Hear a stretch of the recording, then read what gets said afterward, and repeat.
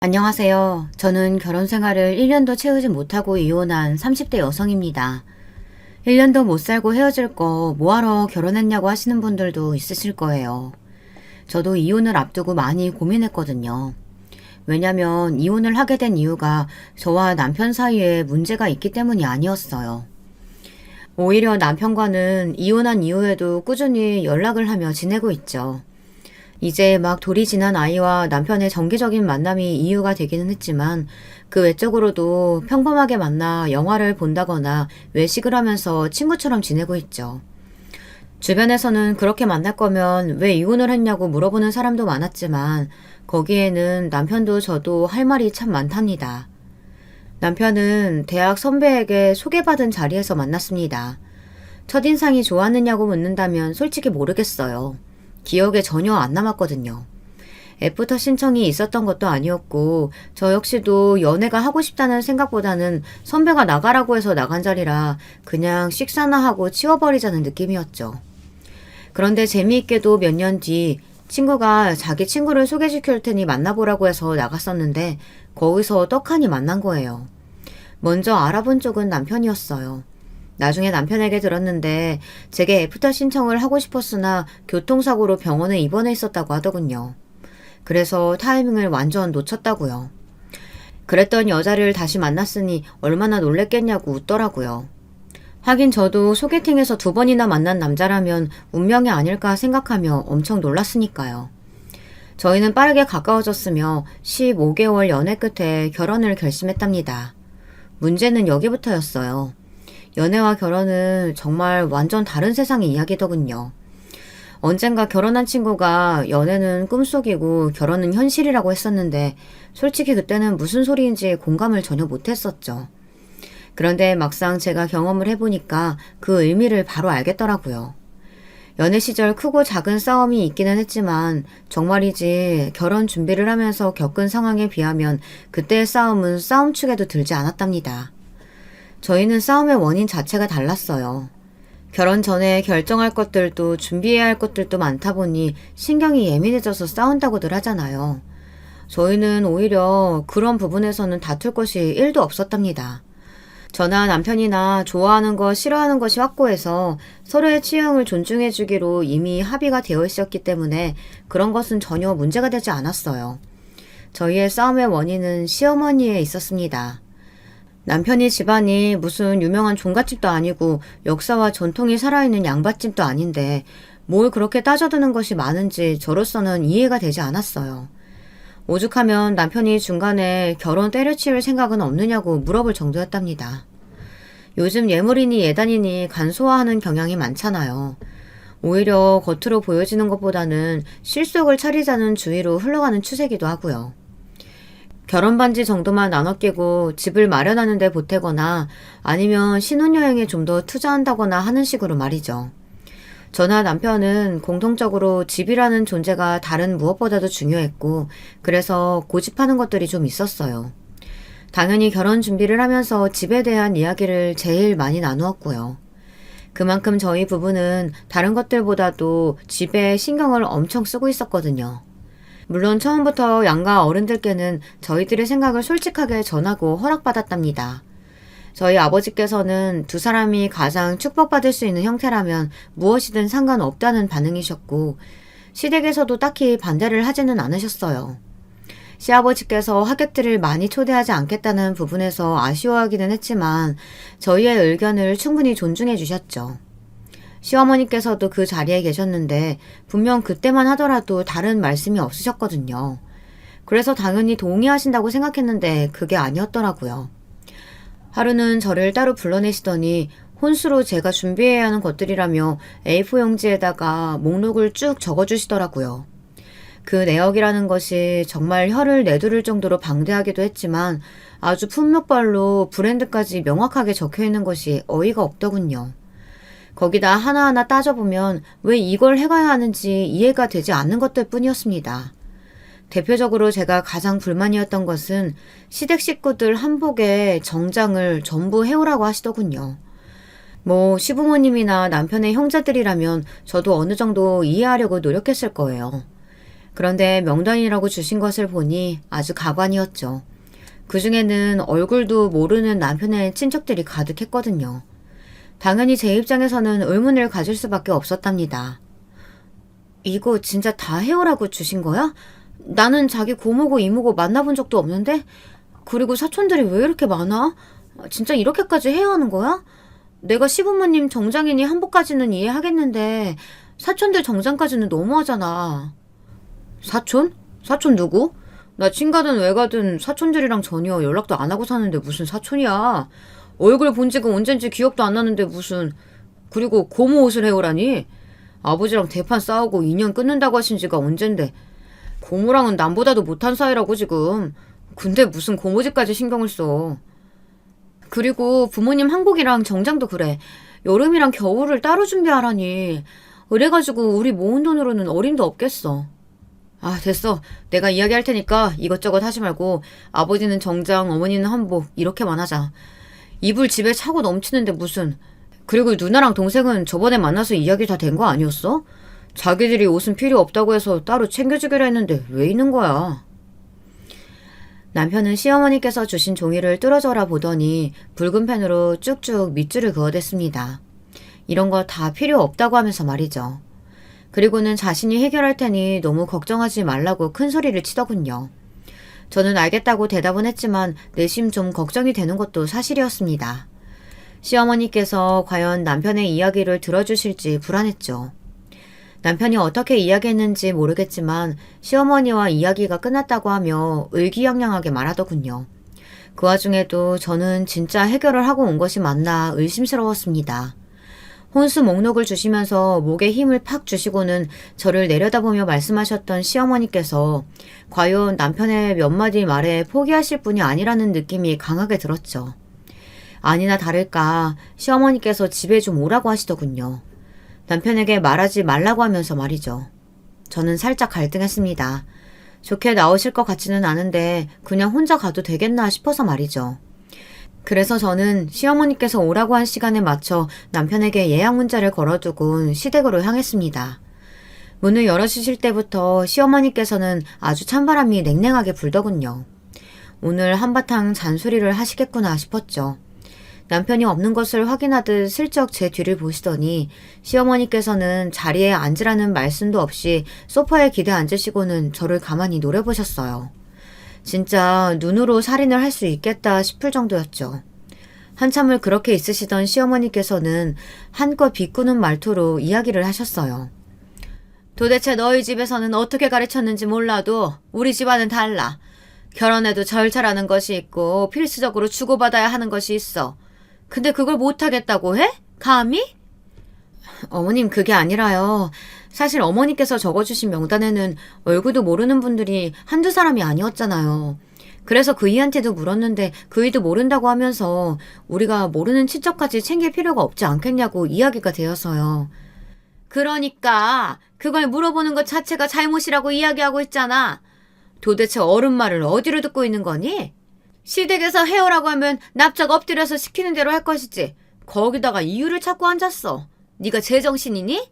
정신이 똑바로 박혀있는 사람이 할 짓이야?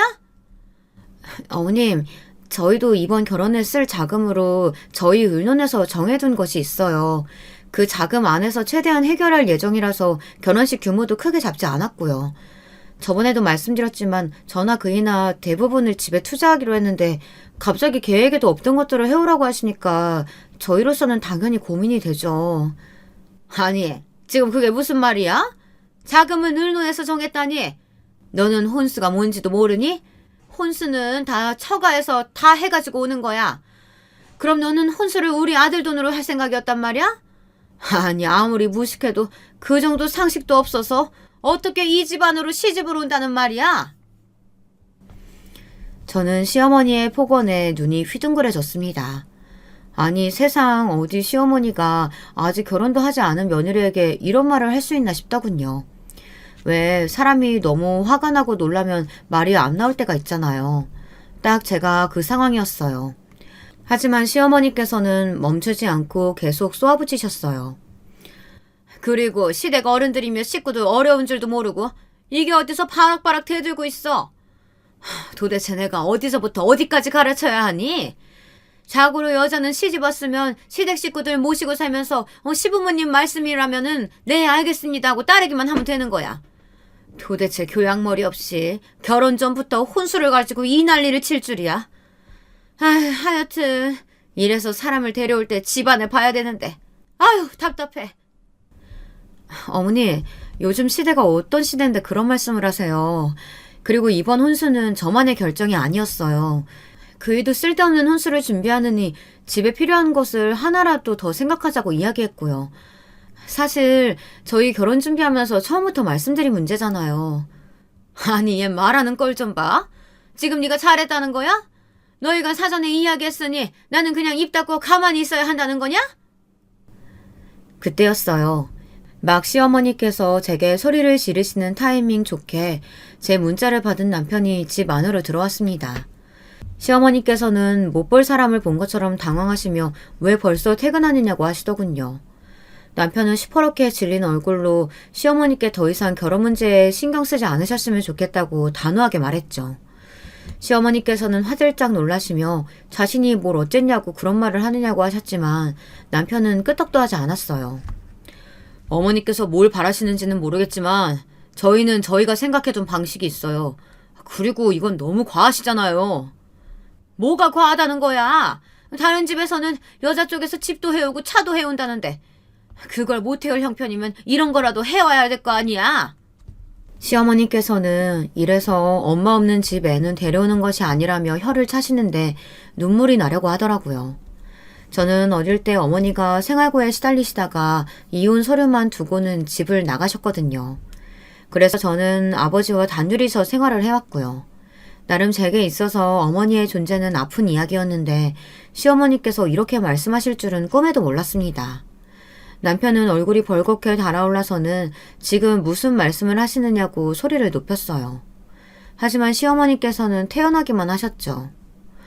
온전한 부모님 밑에서 자란 아이였으면 내가 말하기도 전에 먼저 나서서 혼수 이야기했겠지. 엄마 친구는 이번에 아들 장가 보내고 며느리한테 차랑 반지도 받았다는데 아니 우리한테 못하면 너한테라도 잘하던가. 정말 어머니하고는 이야기가 안 되네요. 됐습니다. 혼수 그게 뭐 얼마나 대단하다고 그렇게 난리세요. 툭 까놓고 말해서 혼수 요구하시는 만큼 어머니도 이 사람한테 주실 거예요? 반지며 보색 세트며 다 해주실 거냐고요. 어머니 누나 시집 보낼 때 뭐라고 하셨어요? 시댁에서 주는 것 없이 해오라고만 한다고 그렇게 욕하셨잖아요. 지금 어머니 하시는 행동이 누나 시댁이랑 뭐가 다르냐고요. 내가 어떻게 같아? 우리 가문이 그런 집구성이라 같아? 다른 점이 뭐가 있는데요? 그리고 가문이요? 우리 집이 언제부터 그렇게 가문을 따졌는데요? 남편과 시어머니는 점점 더 심하게 언성을 높이기 시작했어요. 남편을 몰래 부른 것은 맞지만 이런 상황을 원했던 것은 아니거든요. 저는 남편을 조심스럽게 당기면서 그만하라고 눈짓을 했어요. 잔뜩 흥분했던 남편은 그제야 숨을 몰아쉬며 제 손을 잡더군요. 시어머니께서는 그런 남편의 모습에 속이 많이 상하셨는지 너희 마음대로 하라고 하시고는 방으로 들어가셨어요. 시댁을 나서면서 괜히 남편에게 미안한 마음이 들었어요. 저 때문에 모자 사이에 싸움이 난 것이나 다름없었으니까요. 하지만 제가 뭐라고 말을 꺼내기도 전에 남편이 그러더군요. 사실 시어머니께서 며느리 욕심이 대단했다고 말이에요. 돌아가신 남편의 할머니께서 아들 못 낳는다고 구박이 하도 심하셔서 시어머니께서 아들에 대한 집착이 심하다고 말이죠. 그 이야기를 듣는데 시어머니가 안쓰럽기도 하고 자기도 그런 경험을 했으면서 왜 저한테 저러시나 싶기도 하고 마음이 복잡했습니다. 저는 제 편을 들어준 남편이 고맙기도 하면서 그래도 너무 심하게 한 건 아닌가 하는 생각이 들었어요. 하지만 남편은 아주 단호하게 시작부터 이렇게 하지 않으면 나중에 시어머니께서 더 심한 것을 요구할지 모른다고 하더군요. 나중을 생각하면 지금 이렇게 강하게 나가는 것이 맞는 것이라고 했죠. 그 일이 있고 나서 시어머니께서는 정말이지 단 하나도 결혼식에 관여하지 않으셨어요. 덕분에 결혼식 준비는 정말 수월했지만 저는 결혼하고 나서 시어머니께서 시집살이라도 시키시면 어떻게 하나 걱정이 태산이었죠. 그에 반면 남편은 다 잘 되었다고 하며 만족스러운 모습이었어요. 저는 속이 시커멓게 타들어가고 있었답니다. 시어머니께서는 제 예상처럼 저를 벼르고 계셨던 것이 분명했어요. 신혼여행에서 돌아오자마자 저의 험난한 시집살이가 시작되었거든요. 남편은 직업상 자주 출장을 가는 편이에요. 일주일에 절반은 집에 있고 절반은 다른 지역들을 돌아다닌다고 보시면 되죠. 그러다 보니 집에 혼자 있는 시간이 많았는데요. 시어머니께서는 그때마다 저를 집으로 불러들이셨어요. 핑계는 다양했습니다. 한 번은 김치를 종류별로 담가야겠다고 하시면서 저더러 반차까지 쓰고 시댁으로 오라고 하셨죠. 거기다 장을 봐야 하는 목락까지 보내주셨는데 어찌나 그 양이 많은지 저는 무슨 동네 잔치라도 하는 줄 알았답니다. 배추김치는 물론 무김치에 깍두기, 파김치까지 아주 세상 김치라는 김치는 다 보는 것 같았어요. 김장 해보신 분들은 아시겠지만 이게 얼마나 손이 많이 가는 음식이에요. 김치소에 들어가는 재료들 다듬는 것은 물론이고 각종 배추와 물을 소금에 절이는 것도 일이죠. 거기다 원래 그만큼 하셨던 것인지 아니면 저 때문에 양을 늘리신 건지는 몰라도 배추가 진짜 산처럼 쌓여 있더라고요. 그 많은 것들을 시어머니와 저 둘이서 하는 건가 싶었는데 그것도 아니었죠. 시어머니께서는 아주 우아하게 앉으셔서는 손가락으로 저를 부리기만 하셨어요. 제가 재료를 다듬고 있으면 하나하나 들어올리시면서 크기가 왜 이 모양이냐고 트집을 잡으셨죠. 아니 너는 어떻게 칼질을 그렇게 못하니? 깍두기 크기가 제멋대로잖아. 두께도 엉망이고. 이렇게 지저분한 걸 식탁에 올릴 셈이야? 세상에 부추 길이는 왜 또 이래?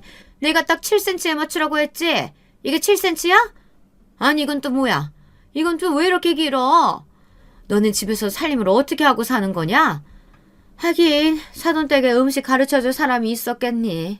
아휴 나만 고생이네. 양념을 만들 때도 마찬가지였어요. 옆에서 양념장을 손가락으로 찍어 드시더니 인상을 쓰시며 왜 이렇게 싱겁냐고 난리시더라고요. 저는 분명 시어머니께서 알려주신 대로 만들었는데 말이죠.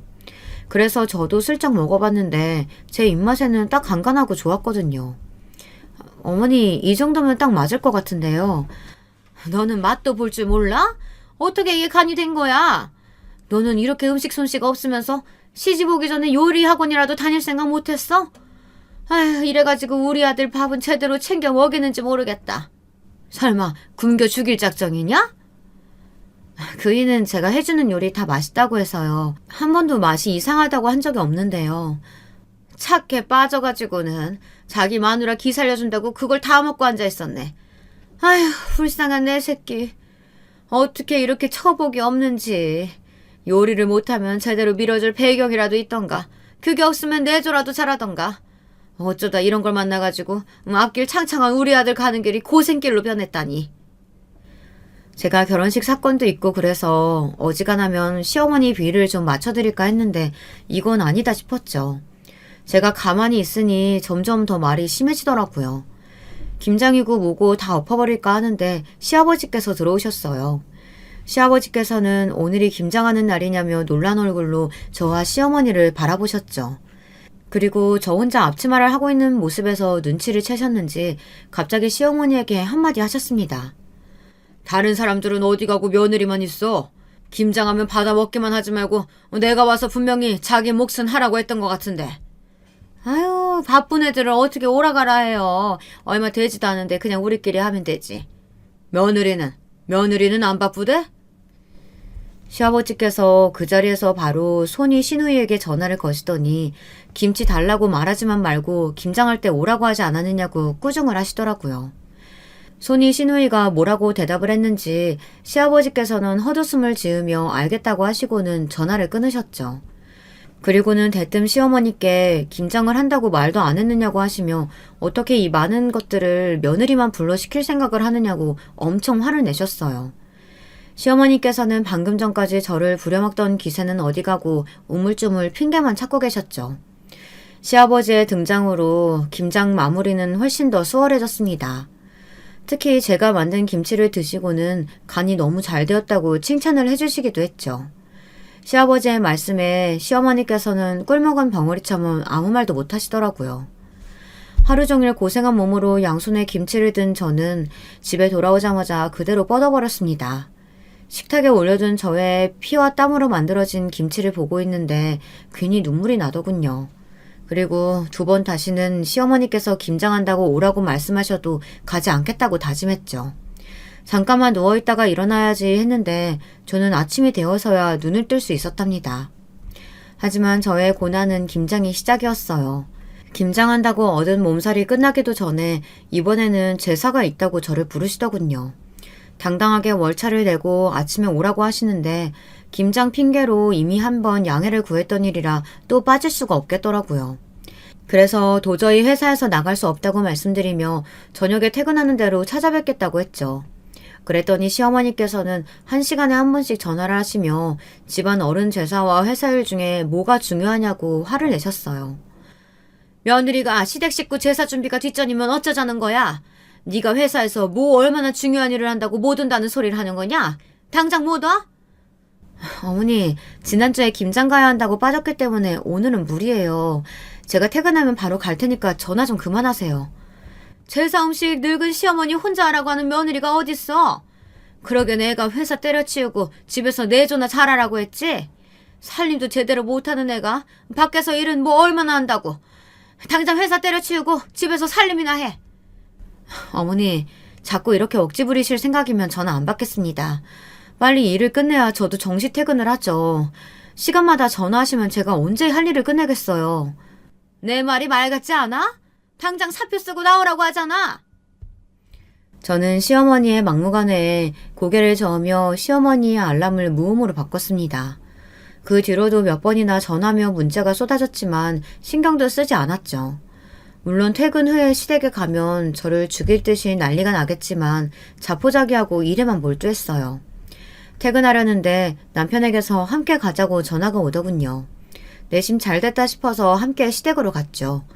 시어머니께서는 남편과 함께 들어오는 제 모습에 뭐라 말씀하시려다 참으시는지 아랫입술을 꽉 깨무시고는 아직 마무리가 남아있으니 와서 거들라고만 하시더라고요.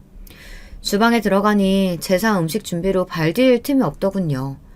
아니, 제사상에 무슨 음식을 이렇게 많이 올리나 싶어 두리번거리는데 시어머니께서는 늦게 왔으면서 손이 놀고 있다고 다짜고짜 화를 내셨어요. 저는 무슨 음식을 이렇게 많이 하시느냐고 물었지만 시어머니께서는 이 정도는 기본이라고 하시더군요. 그런데 곧 들어온 남편의 말에 저는 어이가 없어 웃음만 났답니다. 아니 어머니, 올해는 집에서 하셨어요? 매번 제사 음식 배달시키셨잖아요. 그런데 올해는 무슨 바람이 들어서 직접 하셨대요? 언제 배달시켰다고 그래? 매번 내가 했는데. 에이, 작년에는 제가 직접 가서 제사 음식 받아온 적도 있었는데 무슨 말씀이세요? 오랜만에 준비하셔서 손이 커지신 건가? 음식이 많기는 많네요. 여보, 우리 나중에 이거 다 싸가자. 내일 나 도시락 싸가야 되는데 이거 가져가면 되겠어. 그랬습니다. 사연을 듣고 계시는 분들도 짐작하셨겠지만 시어머니께서는 저에게 음식 준비를 시키실 요량으로 재료만 준비하고 기다리셨던 거예요. 그동안은 주문한 음식으로 제사상을 차리다가 며느리도 생겼는데 그 며느리가 마음에 드는 구석이 없으니 잘됐다 싶으셨던 거죠. 그러다 제가 나타나지 않으니 당연히 혼자 준비를 하셔야 했고 그게 화가 나셔서 시간마다 전화를 거셔 당장 오라고 하셨던 거더라고요. 저는 금방이라도 터져나올 것 같은 웃음을 꾹꾹 눌러 참았습니다. 시어머니께서는 남편에게 이상한 소리 하지 말고 나가라며 남편의 등을 떠밀었죠. 이 상황을 모르는 남편은 어리둥절하기만 했고요. 제사가 끝나고 집에 가는 길에 낮에 있었던 일을 이야기했더니 남편도 차 안에서 크게 웃음을 터뜨렸답니다. 시어머니께서는 제사 문제로 제게 한 방 먹었다고 생각하셨는지 이번에는 저를 시댁으로 부르시는 것이 아니라 저희 집으로 찾아오시더라고요. 정말 말 그대로 시도 때도 없이 말이죠. 심지어 저희 부부가 직장에 나가 있는 사이에 들어오셔서는 마음대로 집을 바꿔두기도 하셨어요. 남편은 소파 커버 좀 바꾼 것으로 뭐 그리 정색이냐고 했지만 그것뿐만이 아니었습니다. 저희 옷장을 열어보셨는지 제 속옷이 싹 다 사라졌더군요. 그리고 못 보던 곳으로 옷장이 채워져 있었어요. 원래 제가 입던 속옷은 쓰레기통에서 발견할 수 있었고요. 저는 너무 화가 나서 바로 시어머니께 전화를 걸었습니다. 어머니, 혹시 오늘 저희 집에 오셨어요? 그래, 갔다. 왜? 내 아들 집에 가는 것도 네 허락받아야 하냐? 그런 말씀이 아니라 저희 집에 오셔서 옷장 열어보셨나 싶어서요. 안 그래도 내가 직접 얼굴 보고 말하려고 했는데 너는 결혼도 안 해가 속옷이 그게 뭐니? 단정치 못하게. 무슨 밤무대 나가는 애도 아니고 죄다 야한 것들 천지더라. 그런 속옷 입고 다니면 부끄럽지도 않어? 도대체 누굴 보여주려고 그런 옷을 입는단 말이야. 내가 불경스러워서 싹 다 버렸다. 밖에 나가서 남편 욕먹이지 말고 행동 조심해. 시어머니의 말씀에 저는 어처구니가 없었어요. 속옷을 누구 보여주려고 입는답니까? 그냥 제가 좋아서 제 만족으로 입는 것인데 그것까지 시어머니의 간섭을 받아야 하나 싶은 생각이 들더라고요. 저는 아무리 그래도 며느리 옷장을 뒤져서 마음대로 하시는 것은 아닌 것 같다고 딱 잘라 말씀드렸죠. 하지만 시어머니께서는 오히려 역정을 내시며 자기 아들 얼굴에 똥칠하는 것이 보이는데 어떻게 그냥 넘어가느냐고 하셨습니다. 제 속옷이랑 그이가 무슨 상관이 있다고 그런 말씀을 하세요. 제가 밖에 나가서 홀딱 벗고 속옷바람으로 다니는 것도 아닌데, 그리고 저한테 행동 조심하라고 하시는데 제가 뭘 어떻게 했다고 그런 말씀을 하세요? 하나를 보면 열을 안다고. 그런 옷을 입는 애가 정신이 제대로 박혀 있겠어? 저번에 시댁에서 보니까 아가씨도 만만치 않던데요. 그럼 아가씨는 어떤데요? 어머니 말씀대로라면 문제 있는 것은 저만은 아닌 것 같은데요. 이게 보자 하니까 어디다 우리 딸을 갖다 붙여? 그러니까 이런 일 불쾌하니까 하지 마시라고 말씀드리는 거예요. 그 뒤로도 시어머니께서는 다 제가 어미없어 커서 그런 것이라며 귀를 씻어내고 싶을 정도의 말들을 하셨죠. 하지만 저도 이번에는 질 수 없다 싶어서 따박따박 말대답을 했습니다. 제 상식으로는 있을 수 없는 일이었기 때문에 조금도 양보하고 싶은 마음이 들지 않았어요. 저의 이런 반응에 더 화가 나신 시어머니께서는 금방이라도 핸드폰에서 튀어나올 정도로 소리를 높이셨고 그러다 본인의 화를 참지 못하시고 전화를 끊어버리셨죠. 저는 전화를 끊고 나서도 분이 풀리지 않아 씩씩거리고 앉아 있었어요. 그 모습을 가만히 보던 남편은 기분 전환하러 나가자며 저를 달래주었어요. 시어머니와 한판 하고 났더니 남편의 얼굴을 보는 것도 싫더라고요. 그래서 다 필요 없다고 하고는 제 서재로 들어가며 오늘은 각방을 쓰자고 말했어요. 남편도 한숨을 쉬기만 했습니다. 그날 밤 저는 너무 화가 나고 분해서 한숨도 잘 수 없었습니다. 이른 아침에 붉게 충혈된 눈으로 나오자 남편이 걱정스러운 표정으로 하루 정도 쉬는 것이 어떻겠느냐고 하더군요. 저는 괜찮다고 했지만 남편은 금방이라도 쓰러질 것 같다고 하더라고요. 그런데 분해서 잠을 이루지 못한 사람은 저 하나만은 아니었던 모양이었습니다. 갑자기 현관 비밀번호 누르는 소리와 함께 시어머니께서 들어오셨죠. 남편은 아침부터 무슨 일이냐고 놀란 눈으로 시어머니를 바라보았고 물론 시어머니도 마찬가지였습니다.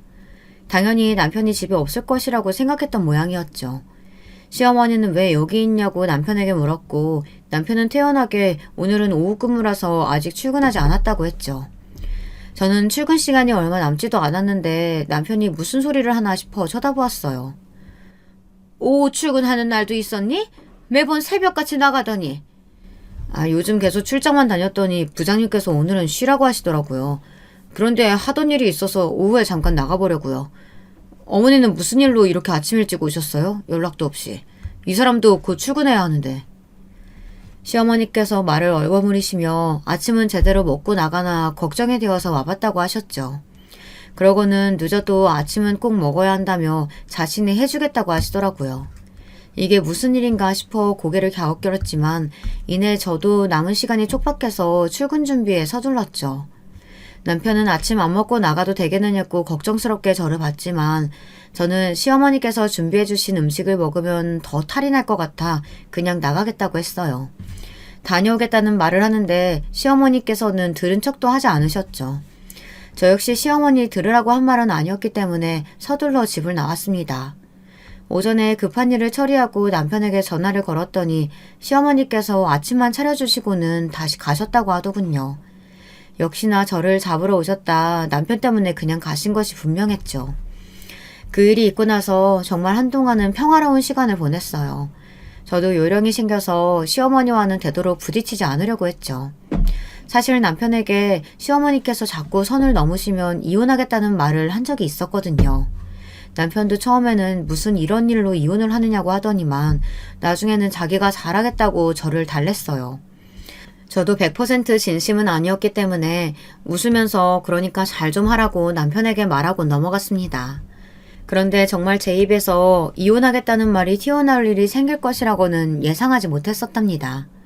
전국의 며느리들이 다 힘들어한다는 명절, 그 사건은 명절에 터졌어요. 결혼하고 처음 맞이하는 명절이라 사실 걱정은 좀 되었습니다. 드라마에서 봐도 명절 때 며느리들만 죽어라 고생하다가 친정에는 얼굴도 못 비추는 일들이 종종 나오잖아요. 요즘은 그런 일 없다고 하지만 제가 아는 시어머니는 충분히 그러고도 남으실 분이었죠.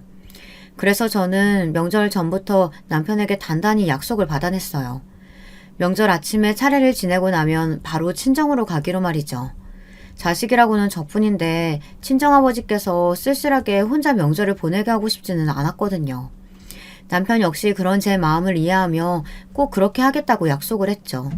저는 그 약속 하나를 철석같이 믿고 시댁으로 향했답니다. 저번 제사음식 사건이 있었음에도 불구하고 시어머니께서는 전혀 달라지신 것이 없으셨어요. 이번에도 시어머니께서는 차례 음식을 준비해야 한다고 주방이 터져나갈 것처럼 재료를 준비하고 절 기다리고 계셨죠. 진짜 저걸 언제 다 하나 한숨이 저절로 나오는데 손 아래 시누이가 두 팔을 걷어붙이고는 도와주겠다고 나서더라고요. 네가 뭘 할 줄 안다고 나서 세훈이가 알아서 할 일 가지고 피곤한데 들어가서 쉬어. 괜히 정신사납게 굴지 말고. 엄마, 이걸 언니 혼자서 어떻게 다 해. 말도 안 되는 소리지. 새언니, 제가 요리는 완전 꽝인데요. 그래도 재료 손질은 좀 할 줄 아니까 뭐든 시켜주세요. 아가씨, 감사해요. 언제 이걸 다 하나 사실 좀 걱정이었거든요. 얼마나 된다고 이걸 혼자서 못해? 딱 한나절이면 끝날 양인데. 그리고 너는 그만두고 들어가. 손이라도 상하면 어쩌려고. 매일 피곤하다고 노래 부르는데 오늘 같은 날은 좀 쉬면 좋잖아. 손아래 시누이는 여럿이 하면 금방 끝내서 함께 쉴 수 있지 않느냐고 하며 나가라는 시어머니의 말에도 아랑곳하지 않고 손을 바쁘게 움직였어요. 저 역시 고맙다는 말과 함께 손아래 시누이를 따라 재료 손질을 시작했죠. 시어머니께서는 원하는 상황이 그려지지 않자 화가 단단히 나신 모양인지 쿵쾅거리며 주방을 나가시더라고요. 손아래 시누이는 저한테 고생이 많다고 하시면서 힘들면 언제든 자기한테 이야기해달라고 넌지시 말해주더라고요. 저는 그 말 한마디로도 충분하다 생각하며 진심을 담아 고맙다고 말했죠. 손아래 시누이 덕분에 수월하게 차례상을 준비한 저는 남편에게 명절 전에 했던 약속을 상기시켜 주었어요. 남편은 기억하고 있다고 말하며 아침만 먹고 일어나자고 하더군요. 저 역시도 그렇게 알고 미리 준비를 해두었죠. 차례가 끝나고 아침을 먹으면서 남편이 처가에 다녀오겠다는 말을 꺼냈습니다. 시어머니께서는 결혼한 시누이도 오는데 무슨 처가를 가느냐고 내일 가라고 하셨어요. 누나도 온다는데 얼굴은 보고 가야지. 어떻게 그렇게 갈 수 있어? 장인어른 혼자 계시잖아요. 자식이라고는 이 사람 혼잔데 명절을 혼자 보내라고 하실 수는 없죠. 누나는 저번 주에 부부 동반으로 저녁 함께 했어요. 출산휴가 끝내고 복직한다고 하더라고요. 그래, 잘 생각했다. 바깥 사돈 혼자서 얼마나 적적하시겠어. 아침만 먹고 새아가랑 일어나라. 뒷정리는 신경 쓰지 말고. 아무리 그래도 아직 가족들 다 모이지도 않았는데 아주 저만 쏙 빠져서 가요. 예의가 아니죠. 쓸데없는 소리는 괜한 소리 말고 새아가 마음 편하게 가라고 해. 그네도 명절 당일에 친정에 오는데 새아가라고 못 갈 게 뭐가 있어. 시어머니께서는 절대 안 된다고 하셨지만 시아버지께서 딱 잘라 먼저 일어나라고 해주신 덕분에 저는 마음 편하게 나갈 수 있겠구나 싶었어요. 말씀으로는 그냥 가라고 하셨지만 그래도 아침 뒷정리는 하고 가는 것이 맞지 않을까 싶어 주방에서 설거지를 하는데 시어머니께서 들어오셨죠. 그네 2시면 도착한다고 하니까 점심은 그때쯤으로 하자. 네? 어머니, 저 설거지 마치면 친정 가야 하는데요. 무슨 소리야? 아까 얘기했잖아. 내일 가라고. 큰애도 온다는데 점심 준비 안 하고 가기는 어딜 가겠다는 거야? 아버님께서 아침만 먹고 가도 된다고 하셨잖아요. 시어머니께서는 그걸 진심으로 받아들였냐며 호통을 치셨죠. 저는 이게 지금 무슨 상황인가 싶었어요. 아까까지만 하더라도 시아버님의 말을 알겠다고 하셨던 분이 이제 와서 손바닥 뒤집듯이 말을 바꾸신다는 것이 이해가 되지 않았죠. 아무리 시아버지가 그렇게 말씀하셨다고 해도 눈치는 있어야 할 것 아니야. 적당히 거절하고 내일 가겠습니다 하는 거지. 하여튼 머리 나쁜 것들은 그것도 몰라. 됐고 설거지 다 하면 큰애 방이나 정리해둬라. 친정에 왔으니까 푹 쉬게 해줘야지. 싫어요 어머니. 저 친정 가겠습니다. 아버님께서 이미 허락해 주신 일이에요. 그리고 시댁에만 부모님 계신 것도 아니잖아요. 형님도 오늘 집에 오신다는데 왜 제가 못 갑니까? 아버님께서 그냥 가라고 하셨지만 그래도 뒷정리하고 가는 게 맞겠다 싶어서 설거지라도 하려고 했는데 안 되겠네요. 저는 하고 있던 앞치마를 풀어서 식탁 의자에 걸쳐두고는 먼저 가보겠다고 하며 인사를 드리곤 주방을 나오려고 했습니다. 그때였습니다. 진짜 생각지도 못한 일이 벌어졌어요. 시어머니께서 갑자기 제 머리끄댕이를 잡아당기셨어요. 너무 아파서 저도 모르게 소리를 질렀죠. 시어머니께서 급하게 제 입을 막으시고는 머리끄댕이를 쥐고 있던 손에 더 힘을 주시며 잡아당기셨어요. 미쳤어? 어디 출가 애인이 친정을 간다고 나서 내가 분명히 안 된다고 했지? 뭐? 아버님이 허락해 주셨어? 그럼 나는 허락했냐? 어디서 건방지게 굴어? 저는 시어머니의 손을 풀기 위해 안간힘을 썼지만 얼마나 강하게 쥐고 계신지 머리카락이 다 뽑힐 것 같이 아팠습니다. 거기다 밖에 소리가 나갈까 싶어 제 입을 짓누르는 힘에 숨이 막혀왔죠. 저는 고통에 이리저리 발버둥을 쳤고 결국 시어머니를 밀쳐내는 상황이 벌어지고 말았죠. 그 와중에 의도치 않게 제가 시어머니의 뺨을 때리는 일이 벌어지고야 말았습니다. 꽤나 큰 소리가 울렸죠. 저는 숨을 몰아쉬며 시어머니를 노려보았습니다. 시어머니께서는 제게 맞은 뺨을 감싸주시고는 말까지 더듬어가며 뭐하는 짓이냐고 하셨어요. 지금 감히 시어머니 나를 쳤어? 너 따위가? 어머니가 먼저 시작하셨잖아요. 저는 발버둥 친 죄밖에 없어요. 진짜 더 이상은 어머니 며느리로는 하루도 못 살겠네요. 이혼하겠어요. 네가 뭘 잘했다고 이혼한다는 소리가 입 밖으로 나와?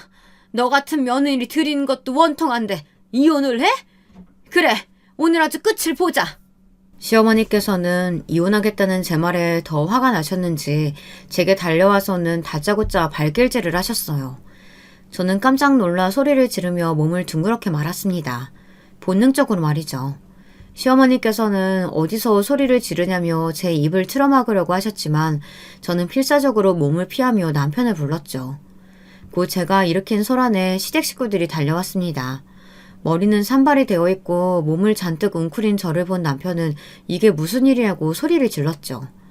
시어머니께서는 붉게 변한 자신의 뺨을 가리키며 며느리가 시어머니를 때리는데 어떻게 가만히 있느냐고 하셨죠. 남편은 놀란 얼굴로 저와 시어머니를 번갈아 보더니 진짜냐고 묻더군요. 시어머니께서는 친정이 조금 늦게 가면 어떻겠느냐고 했더니 자기 뺨을 때렸다면서 서럽다고 고래고래 소리를 지르셨어요. 시아버지께서는 그런 시어머니에게 조용히 하지 못하겠냐며 버럭 소리를 지르시고는 제게 전후 사정을 제대로 이야기하라고 하셨어요. 잔뜩 굳은 시댁 식구들 얼굴을 보니 말이 나오질 않더군요. 진짜 당신이 어머니 뺨을 때렸어? 정말이야? 그럼 내가 거짓말이라도 한다는 거니? 여기 봐, 이렇게 손자국 났잖아. 당신은 좀 가만히 있어. 새아가가 아무 일도 없이 그냥 손을 올렸을 리가 없잖아. 명절 아침부터 우는 소리 좀 그만해. 뭘 울어요. 떡하니 저기 증거가 있는데. 소리까지는 아니라도 영상은 있지. 소란스러운 와중에 손 아래 시누이가 냉장고 위를 가리켰습니다. 거기에는 작은 홈캠이 달려 있었어요. 저는 처음 보는 물건에 당황하며 손 아래 시누이를 바라보았죠. 얼마 전에 유기묘 2마리를 입양하면서 집안 곳곳에 홈캠을 설치했다고 말하더니 핸드폰을 꺼내서 능숙하게 앱을 열더군요. 시어머니께서도 홈캠에 대해서는 모르고 계셨는지 허겁지겁 손 아래 시누이에게서 폰을 빼앗으려고 했지만 남편이 더 빨랐습니다. 남편은 영상을 확인하고는 무서운 얼굴로 시어머니를 바라보았죠. 시아버지께서도 확인하시고는 혀를 차시며 시어머니에게서 등을 돌리셨고요. 남편은 이를 벅벅 갈며 어떻게 그렇게 하실 수 있느냐고 시어머니를 다그쳤습니다. 방금까지 기세등등하게 저를 몰아붙이신 시어머니께서는 빼도 박도 못한 상황에 자기 말을 들어보라며 남편을 진정시키려고 했죠. 그때였습니다. 갑자기 아랫배가 아파오기 시작했어요. 저는 급하게 남편을 붙들고는 병원에 가야 한다고 했어요. 남편은 놀란 눈으로 왜 그러냐고 어디 잘못 맞기라도 했냐며 저를 부축했습니다. 저는 당장 병원을 가야 한다고만 반복해서 이야기했어요. 그렇게 허둥거리며 병원을 찾아온 저는 몇 가지 검사를 받다가 잠이 들었고 다시 눈을 떴을 때는 걱정이 가득한 친정아버지의 얼굴이 보였죠. 저는 깜짝 놀라 여기까지 왜 오셨냐고 물었지만 친정아버지께서는 제 머리를 쓰다듬어 주시면서 눈물을 보이시더라고요. 이거사, 아이를 가졌으면 가졌다고 말을 해야지. 왜 혼자만 알고 있었어? 이서방한테 이야기 듣고 얼마나 놀랐는지 알아? 아이는 괜찮은 거죠? 그렇죠? 그래, 의사 선생님 말이 좀 놀라기는 했지만 괜찮다고 하시더라. 8주나 되었다는데 그걸 여태 숨겼어 이거사. 저도 임신을 했다는 사실을 안 지 얼마 되지 않았음을 고백하고 명절 때 찾아가서 직접 이야기 드리고 싶었다고 말했습니다. 친정아버지는 남편에게 모든 이야기를 다 들었다고 하시면서 그동안 많이 힘들었겠다고 하시며 저를 꼭 안아주셨죠. 정말 오랜만에 아버지께 안겨봤다 싶은 생각이 들더군요. 얼마의 시간이 흘렀을까? 친정아버지께서는 안정을 취해야 한다고 하시며 마실 것을 좀 가져오겠다고 나가셨어요. 그리고는 곧 남편이 들어왔죠. 남편은 무슨 비장한 각오라도 한 사람처럼 한 걸음 떨어져서는 물끄러미 저를 보더군요. 저 역시도 마찬가지였고요. 한참을 그렇게 있던 남편이 천천히 제게로 다가오더니 탁자를 펼치고는 서류 2가지를 보여주며 한쪽에 서명을 하라고 하더군요. 이혼 서류였어요. 미안하다. 내가 뭐라고 할 말이 없다. 어머니가 그동안 너한테 했던 모든 것들 다 내 탓이라고 생각하고 이혼하자. 내가 어머니랑 인연을 끊는다고 해도 네가 그걸 보면서 속 편해야 할 그릇도 아니고 이대로 살다가는 우리 아이한테도 좋지 않겠지. 그러니까 이혼하자. 지금 살고 있는 집은 다 네가 가지고 여기 아이 양육권도 네가 가지는 걸로 해. 저는 남편이 내미는 서류를 가만히 바라보았습니다. 이미 시어머니께서 제 머리끄덩이를 잡는 순간부터 이혼을 결심하고 있었지만 막상 상황을 마주하니 선뜻 손이 움직여지지 않더군요. 남편은 망설이는 제 손에 볼펜을 쥐어주더니 천천히 손등을 토닥여 주었습니다. 후회 안 할 자신 있어?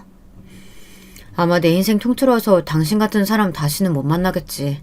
당연히 땅을 치고 후회할 거야. 그래도 그건 감수해야지 내가.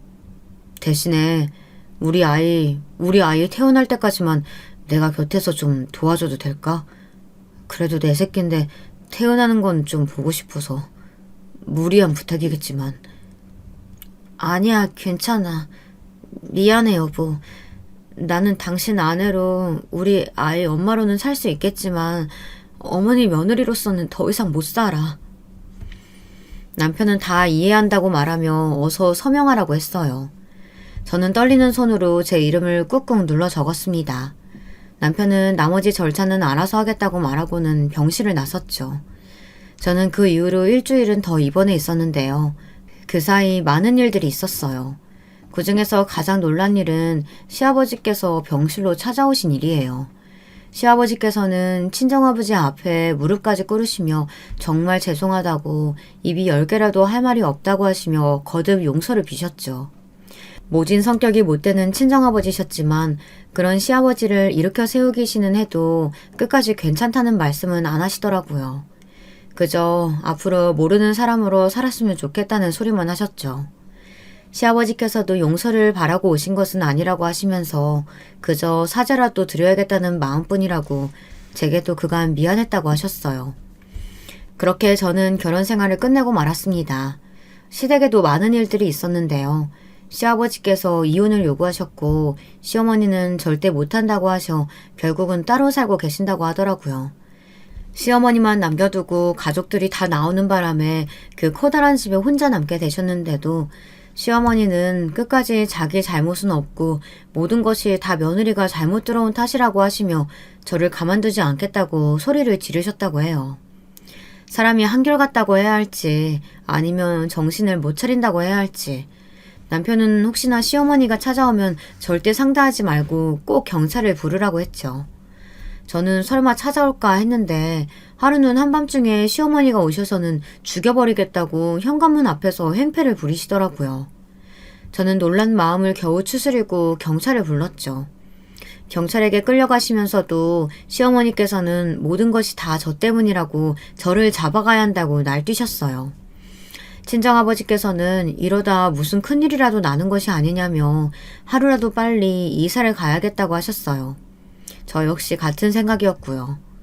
비록 이 집을 마련하면서 많은 공을 들이기는 했지만 태어난 아이를 생각하면 결코 안전하다는 생각이 들지 않았거든요.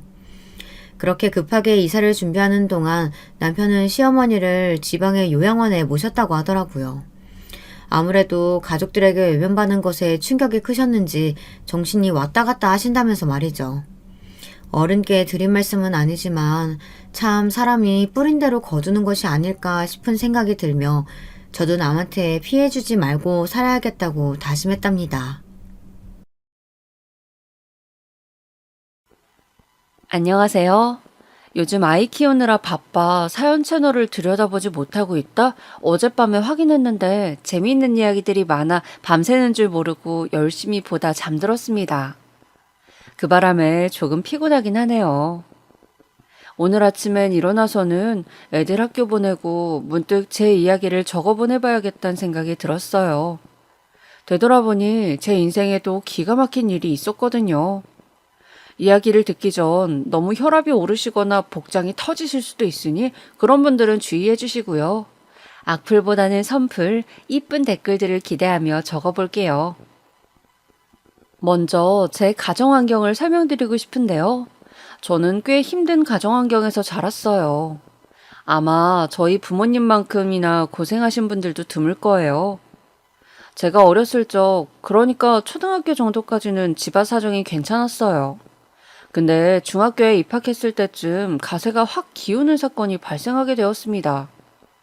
어느 날 아버지가 한 통의 전화를 받고는 하얗게 질린 얼굴로 불이 나게 집 밖을 나가셨는데요. 이틀 후 돌아온 아버지의 몰골은 차마 말로 할 수가 없었습니다.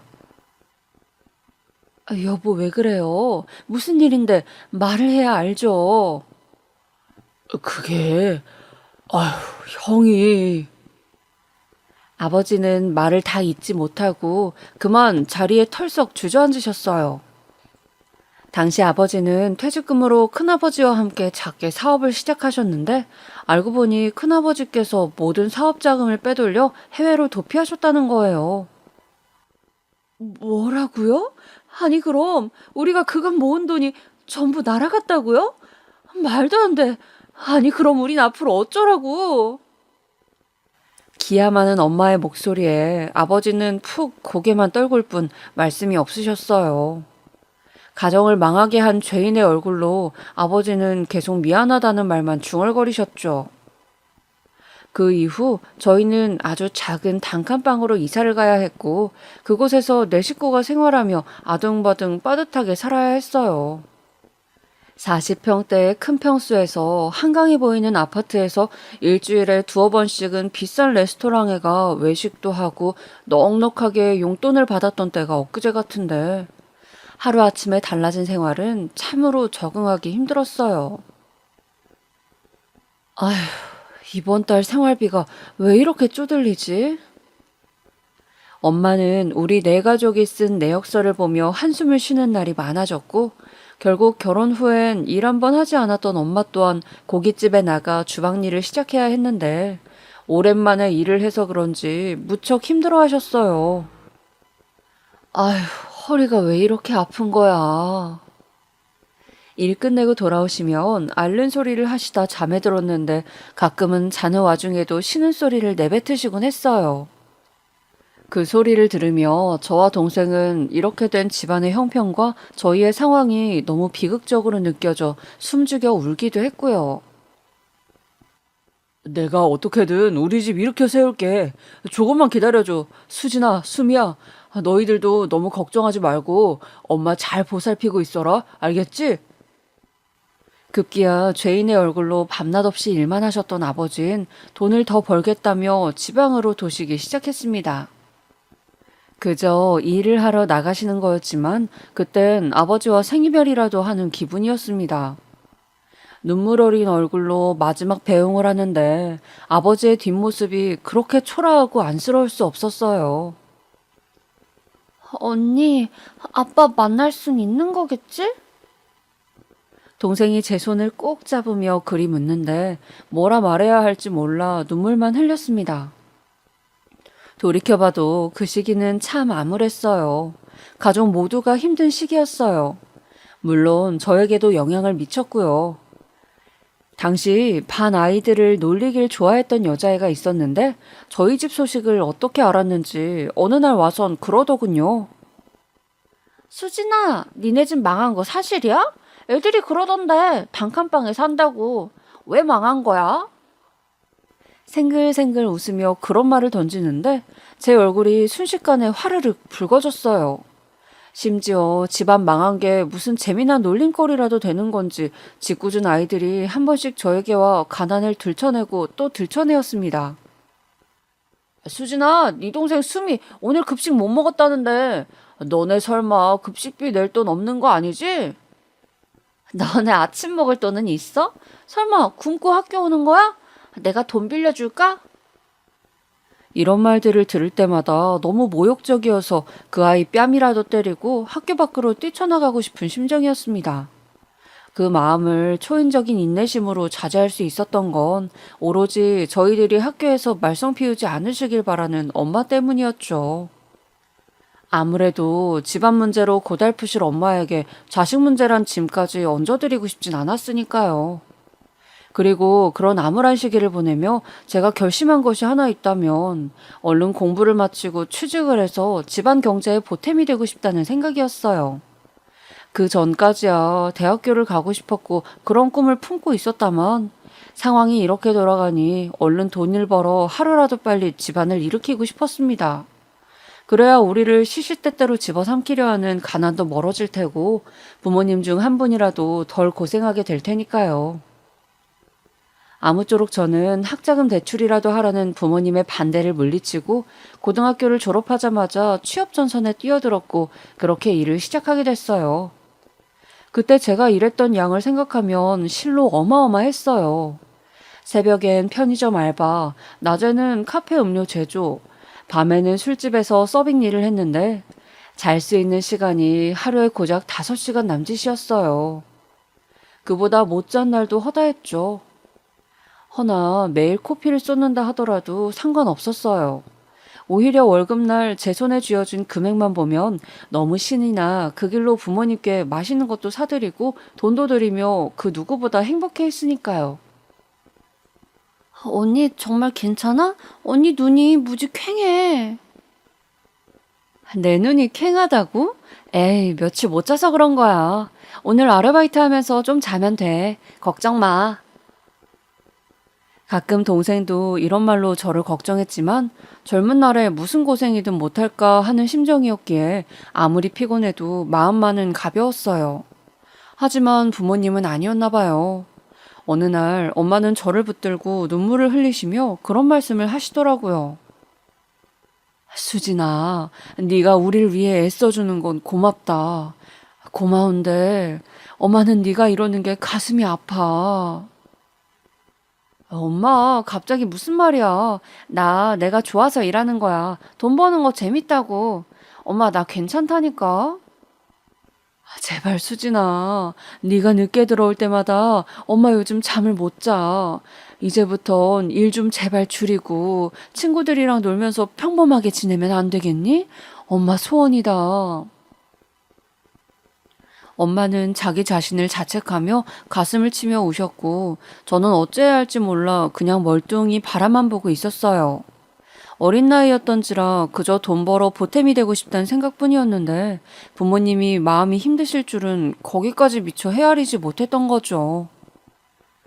그 후 앞으로 어떻게 인생을 살아가야 하나 깊은 고민에 빠지게 되었습니다.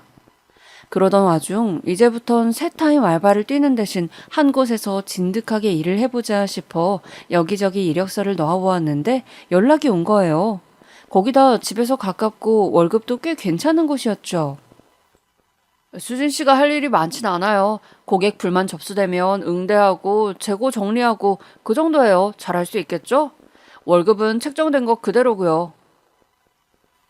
날카로웠던 면접관의 인상에 잠시 위축되었지만 이 회사에서 어떻게든 길게 살아남자는 생각으로 저는 하나씩 천천히 배워나갔습니다. 처음엔 긴장을 많이 해 실수를 하긴 했지만 한 달 차가 되면서 금방 윗분들과 친해질 수 있었고 업무에도 빠르게 적응해 나갈 수 있었는데요. 사장님 눈치를 보며 일하던 경험이 많았는데 그러한 경험들이 나름의 일하는 센스를 익혀나가는데 도움이 되었던 것 같더라고요. 그간의 고생스러운 경험이 실로 고마워지는 순간이었습니다. 그리고 거기서 한 명의 인연까지 만나게 되었는데요. 바로 제 남편이었습니다.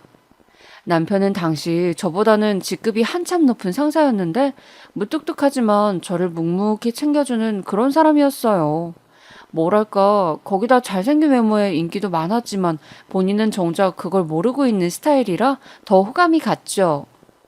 그래서인지 더더욱 놓치고 싶지 않더라고요. 사내 연애라 조심스럽고 신중해야 했지만 그 남자 얼굴을 보다 보면 어느 순간부턴 업무에 집중이 안 되기 시작해 이젠 선택을 내려야 할 순간이 다가왔음을 직감했습니다. 저 혹시 오늘 저녁에 시간 되세요? 네? 시간 되시면 제가 되게 맛있는 돈가스 집을 아는데 같이 가실래요? 남편은 점심 메뉴로 거의 돈가스를 먹을 만큼 일식을 사랑하던 사람이었어요. 그래서 그 점을 이용해 제가 먼저 데이트 신청을 했고 남편은 수줍게 대답하더니 돈가스 집 앞으로 나왔어요. 솔직히 까이면 어떡하지 되게 긴장했는데 받아주는 것만으로도 황송할 지경이었죠. 일찍 오셨네요. 아, 그냥 업무가 빨리 끝나서요. 들어가실까요? 단둘이 점심을 먹었던 게 많진 않았지만 몇 번 있었던지라 어색했던 분위기는 곧바로 풀어졌고 업무 얘기에서 개인의 이야기로 전환되면서 서로를 은근히 탐색해 나가기 시작했어요.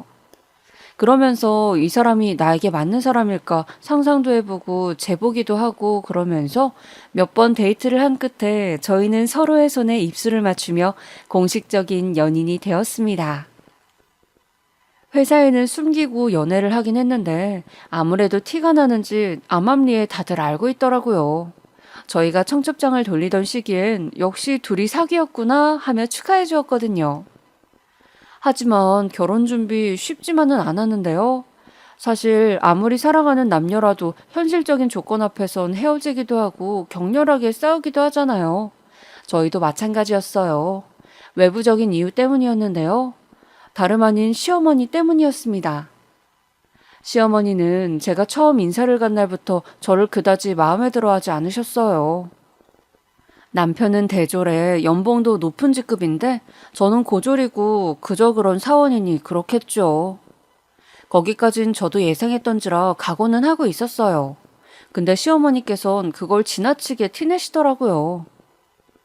아휴, 이럴 줄 알았으면 그때 그 선자리를 추선했어야 하는 건데. 이런 식으로 들릴 듯 말 듯 말씀하시는데 솔직히 말해 저런 말 너무 실례 아닌가요? 너무 기분이 불쾌해 그 자리를 나오고 싶어졌습니다. 다행히 남편이 옆에서 엄마, 이 사람 정말 좋은 사람이에요. 그런 말 마세요. 라며 똑부러지게 말해 그나마 참고 앉아 있었죠. 그런데 시어머니는 우기시는 것이 하나 더 있었으니 바로 신혼집이었어요.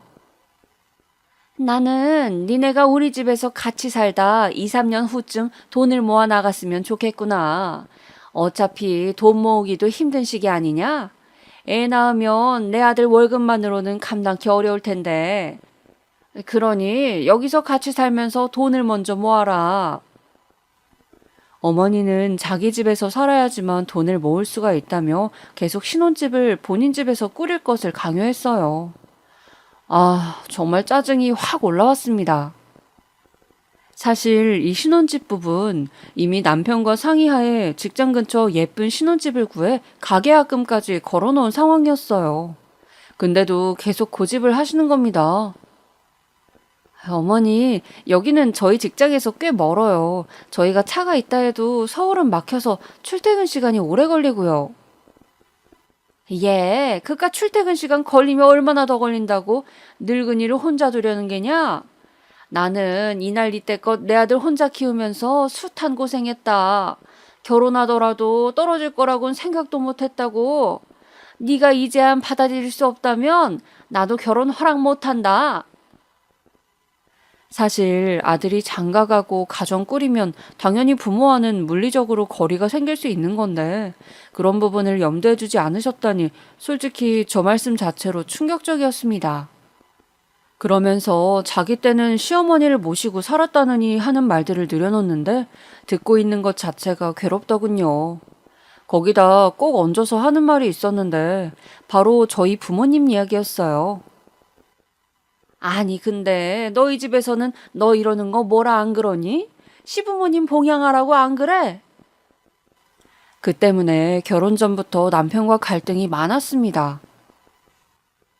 나는 절대 안 돼. 싫어. 신혼집을 왜 어머님 집에서 꾸려야 하는 건데. 심지어 당신 다니는 회사에선 1시간이나 더 걸린다고. 나 어차피 회사 옮길 거 알잖아. 너도 애 낳으면 일은 당분간 안 할 거고. 우리 어머니가 얼마 전에 유방암 수술하시고 몸도 마음도 많이 쇠약해 주셔서 그래. 그러니까 너가 한 번만 양보하면 안 될까? 내가 이거 하나는 약속할게. 1년 이내로 나오자. 어때? 1년 이내? 그게 말처럼 쉽겠어? 지금도 저렇게 내 아들 거리시는데 당신을 놓아주겠냐고? 그때 되면 무슨 핑계 될지 어떻게 알고? 결국 이 반복되던 싸움은 신혼집은 원래 저희 하던 곳으로 계약하는 저의 승리로 끝나긴 했습니다. 눈물 가득한 승리였지만요. 하지만 이 사건으로 남편에 대해서도 결혼을 재고할 만큼 실망하고 시어머니에 대한 두려움이 벌써부터 엄습해 오더라고요. 그래도 대신 미안하다며 사죄하고 용서를 비는 남편의 모습을 보곤 한 번 더 마음을 다잡았습니다. 그런데 이 마음이 상견례장에서 다시 한번 무너지는 것을 느꼈는데요. 상견례 장소부터 그랬죠. 시어머니는 저희가 상견례 장소를 잡기도 전 전화를 하셔선 아들아, 거기 엄마 자주 가는 그 한정식 집 있지? 응, 거기로 예약해라. 라며 지시를 하더라고요. 거기까진 뭐 그럴 수 있다 했어요. 근데 상견례 전날까지도 저에게 전화를 하셔선 거기 강남 한정식집 예약 제대로 되어 있는 거 맞지? 난 꼭 거기여야 한다. 라고 하시는 겁니다. 걱정과 불안이 지나치게 많으신 분인 건 이미 알고 있었으나 그렇게까지 하니 저도 좀 지치더라고요. 거기다 저희 상견례 당일날 저희 엄마와 아빠는 경기도 일산 지역에서 출발을 하셨는데요. 여유를 두고 출발을 하셨는데도 차가 막혀 불가피하게 늦게 되셨어요. 아니, 왜 안 오시는 거야? 예, 얼른 전화해봐라. 아니, 아까 출발했다 하지 않았니? 지금 시간이 몇 시인데 음식 이제 시킬 때 됐어. 나는 아침도 안 먹고 왔는데. 하며 계속 사람을 괴롭히더군요. 결국 제가 어머님, 저희 부모님이 시간을 넉넉하게 두고 출발하셨는데도 차가 워낙 막혀서 늦으신다네요. 죄송한데 조금만 기다려주세요. 하며 중간중간 애걸해야 했어요. 그런데 저희 엄마와 아빠가 도착하시고 난 이후에도 시어머님 불쾌하단 표정을 숨기지 않으시고 아유, 다음번엔 약속 시간을 좀 지켜주세요. 그건 기본 아닌가요? 라고 한 소리를 기어이 하시더군요. 정말 대단하다는 생각이 들었습니다. 그리고 민망해 하시는 부모님에겐 제가 괜히 더 죄송했고요. 물론 상견례 자리에 늦은 거야 당연히 신뢰되는 일이지만 1시간도 아니고 30분 늦은 건데 그것도 교통 상황으로 늦었다면 충분히 서로 이해하고 넘어갈 수 있는 일 아닌가요? 저만 그렇게 생각하는 건가요? 솔직히 한동안 시어머니의 이런 무례한 행동 때문에 시어머니의 연락은 받고 싶지도 않았습니다. 저희 부모님은 계속해서 우리가 그때 늦어서 사돈 어른이 화가 아주 많이 나신 것 같은데 어쩌니 하며 죄송스러워 하셨고요. 어쨌거나 우여곡절 끝에 식을 끝내었고 본격적인 신혼생활이 시작되었어요. 아, 이때부터가 아마 제 고난의 하이라이트가 시작되는 시기이겠네요. 우선 저는 그간의 경력을 살려 다른 회사에 입사해 일을 했고 남편 역시 원래 다니던 회사를 나와 좀 더 조건 좋은 곳으로 옮겨 일을 하게 되었습니다. 사실상 둘 다 새로운 직장에 적응하기 바빠 신혼생활다운 것들은 누리지도 못하고 굉장히 바쁜 나날을 보내고 있던 참이었죠. 그런데 그러던 어느 날 청천벽력 같은 소식이 들려오더군요. 그것도 남편을 통해서 말이죠. 저기 있잖아. 우리 엄마가 이사를 오고 싶다시네. 어? 어머니가 어디로? 우리 집 근처로. 마침 매물이 좋은 게 떴다는데? 그제야 머리에 무언가를 세게 한 방 맞은 듯한 느낌이 들면서 이 시어머니 보통 사람이 아니라는 생각이 들더라고요. 시어머니는 집들이 겸 저희 신혼집을 와본 적이 있었는데 그때 보니 여기가 산책로도 있고 공기가 더 좋다 하시더니 그 핑계를 대며 여기로 오겠다고 하셨습니다. 마음은 너무너무 싫어 오지 말라고 말리고 싶었지만 본인이 돈을 들여 여기로 오시겠다는데 어떻게 며느리인 제가 의사표현을 할 수 있겠어요. 어쩔 수 없이 알겠다 하고 왜인지 모를 기나긴 전쟁의 서막을 기다리는 느낌으로 초조해하고 있었죠. 역시나 시어머니는 이사를 오시자마자 저희를 부르셨는데요. 가구며 뭐며 아직 도착하지도 않은 상태인데 저보고 청소하는 걸 도와달라며 빗자루를 주시더라고요. 꼼꼼히 청소해야 한다. 나이 든 사람들은 먼지 먹으면 큰일 나니까 라는 말을 덧붙이시면서요. 그러면서 남편에겐 아이, 우리 아들 일하느라 고생 많았지? 어여 여기 앉아서 밥부터 먹어라. 라고 하시더군요. 엄마, 수진이도 밥 아직인데 같이 먹으면 안 돼요? 왜 나한테만 먹으라 해서 애 민망하게. 아, 쟤도 아직이니? 몰랐다 얘. 그럼 앉아라. 그렇게 남편이 한마디를 거들자 그의 겨우 못마땅하신 기색으로 허락을 하셨습니다. 물론 식후에는 지시하신 대청소를 다 하고 나서야 집에 돌아갈 수 있었고요. 물어볼 게 있다며 남편을 붙잡고 이런저런 대화를 하시는 턱에 저만 일을 한 셈이었지만요. 그 덕에 뼈 관절마디가 쑤셔 다음날 일어날 땐 신음소리를 내뱉으며 일어섰습니다. 그 이후로도 시어머니는 꾸준히 저를 부르셨어요.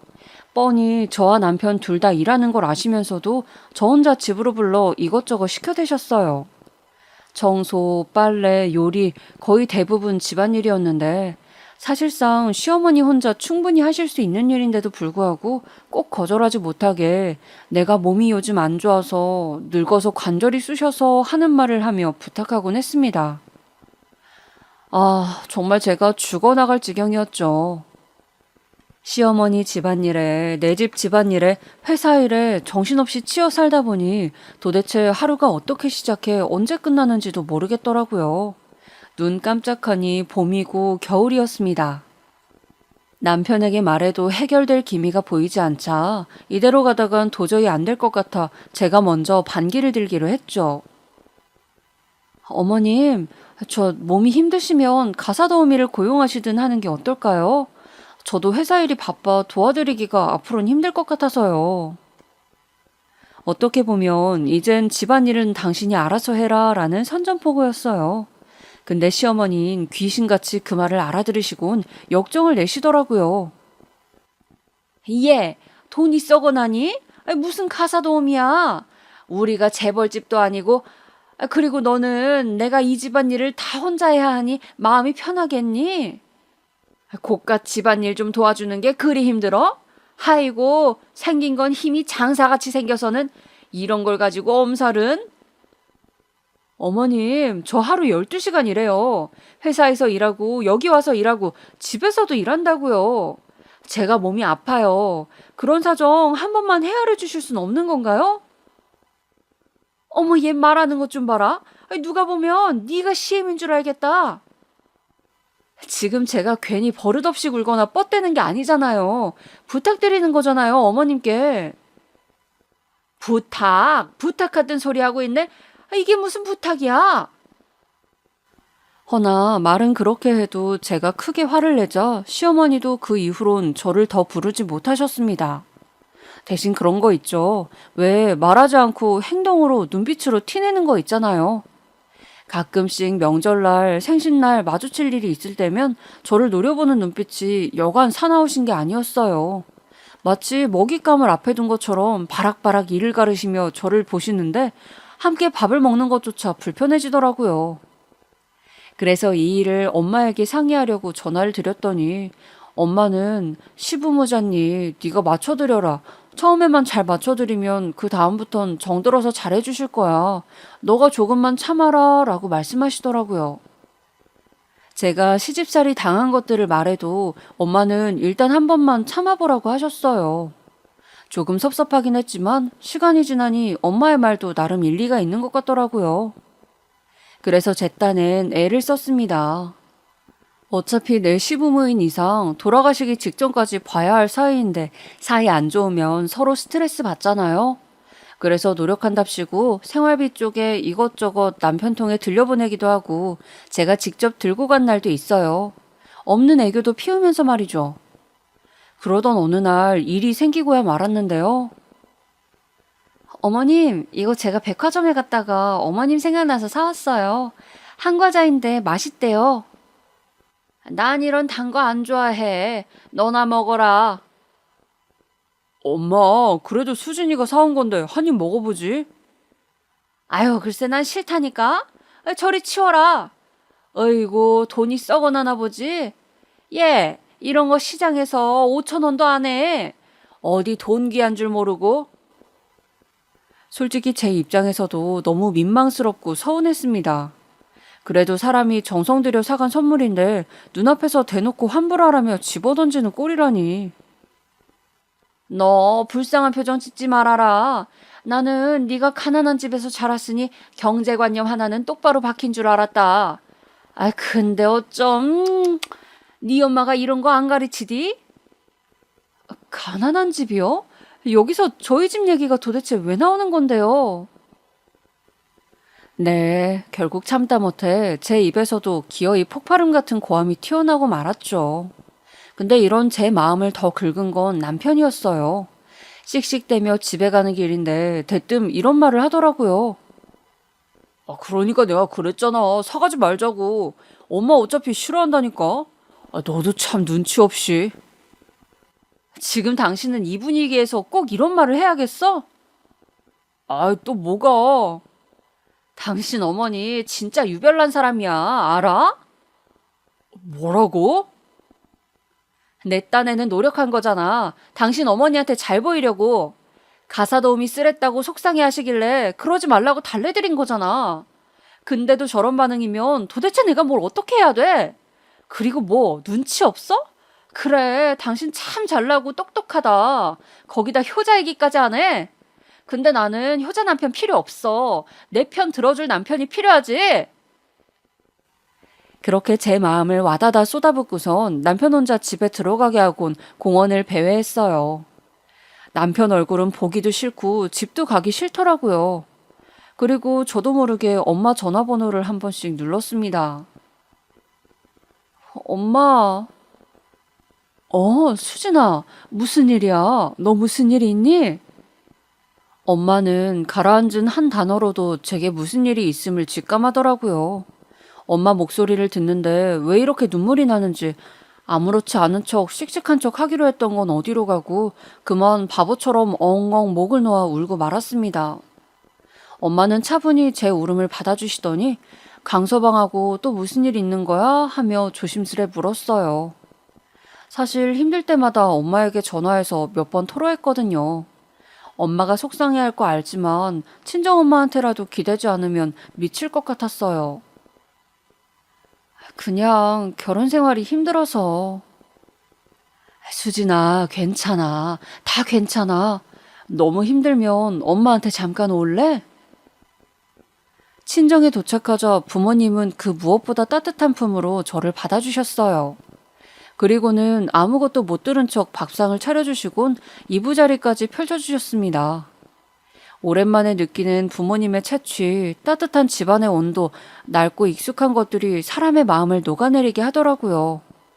그러다 부모님과 대화를 나누며 이런저런 이야기를 하게 되었어요. 부모님은 무척이나 가슴 아파하셨어요.